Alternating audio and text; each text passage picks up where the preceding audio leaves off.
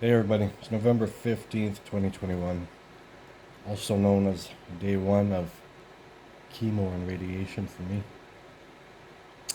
Just thought I would do a diary, I don't know if anybody's interested.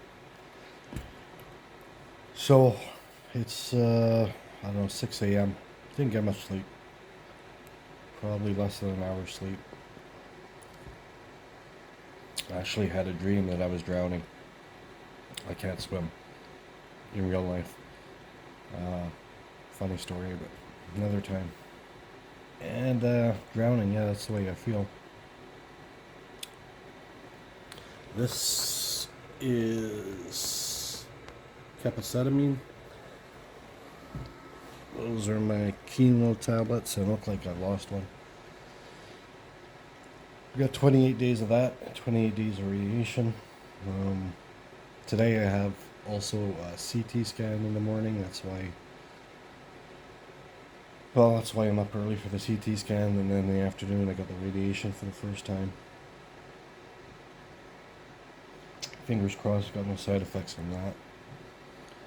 I also take Tylenol and Advil for pain.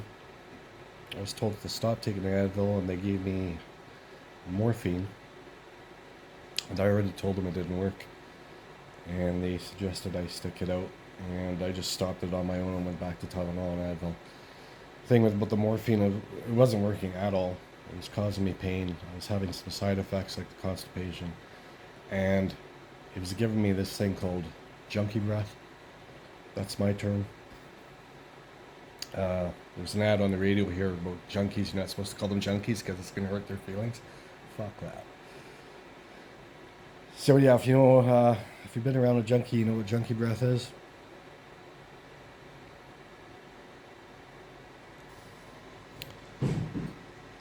So my drive into Ottawa every day is about an hour and 15 minutes. From my understanding, radiation takes like 10 minutes.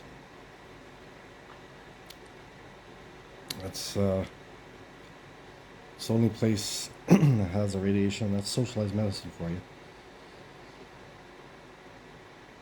There's a lot of positives about it, but man,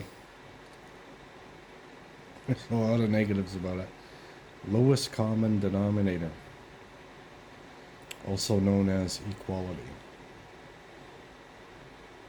That's what socialized medicine is about. Getting everybody the same treatment for the lowest price possible, lowest level of service. Treating everybody the same. LCD, lowest common denominator, equals equality. Equality is bullshit. It's a construct. I'm not equal to you. You're not equal to me. I'm not equal to myself on any given day, for fuck's sakes. But yeah, socialized medicine. We're all cattle. There's no empathy. The nurse that was telling me all this stuff gave me a binder full of information. She wrote important notes on it in like a chicken scratch. And I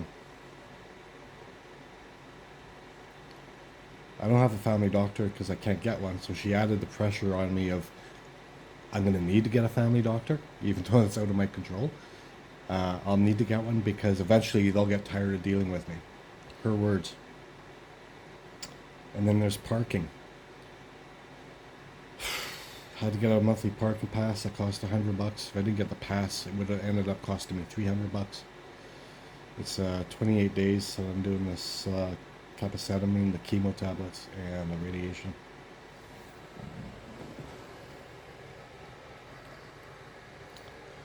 So,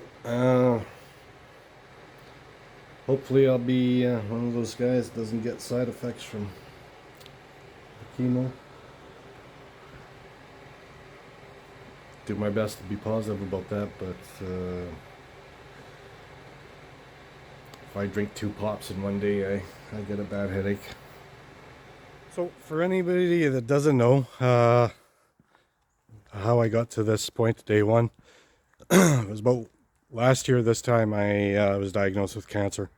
Man, COVID, things make Sure makes things strange. I remember that day really well. It's almost exactly a year ago. I think it was November 17th, to be honest. I had just gained consciousness from a CT scan. Oh no, a endoscope. And Dr. Shirazi, I remember she was walking towards me from, I don't know, 30 feet away. And, socialized medicine, your room is curtains with about a foot to spare on each side. That's where the nurse and the equipment resides. And then you got people lined up on either side of you and across from you. So there's no privacy. And I remember her walking towards me. I just gained consciousness, and she says, "You have cancer." She said something else for about 30 seconds and buggered off, left me with some pamphlets. Yeah, socialized medicine. So anyway, I had a surgery in January. It was pretty successful surgery. Didn't have a colostomy bag or anything like that. Laparoscopic surgery. Pretty fast recovery, although my hospital stay absolutely was horrendous. Here's a thought.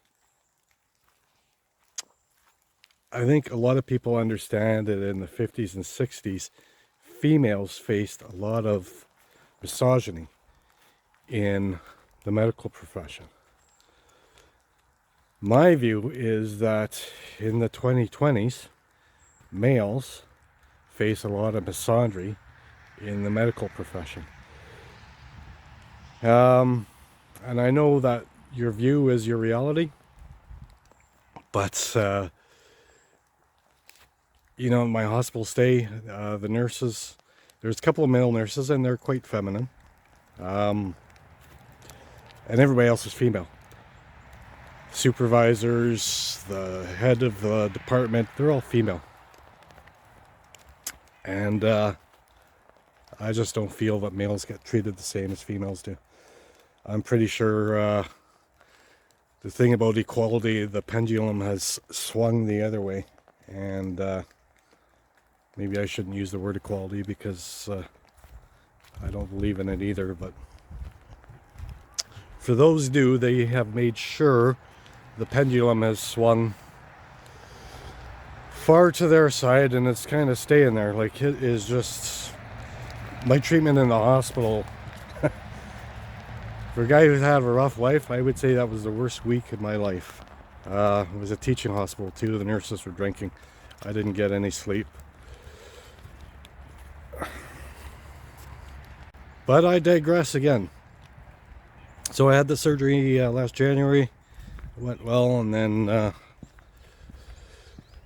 back around August, I started getting a pain in my back, and just, I think, a day before my birthday or something, the oncologist called me and told me I got cancer again, and had to do the chemo radiation. He said it's pretty aggressive, recurrent aggressive cancer. So after that 28 days chemo radiation, I'm doing the surgery.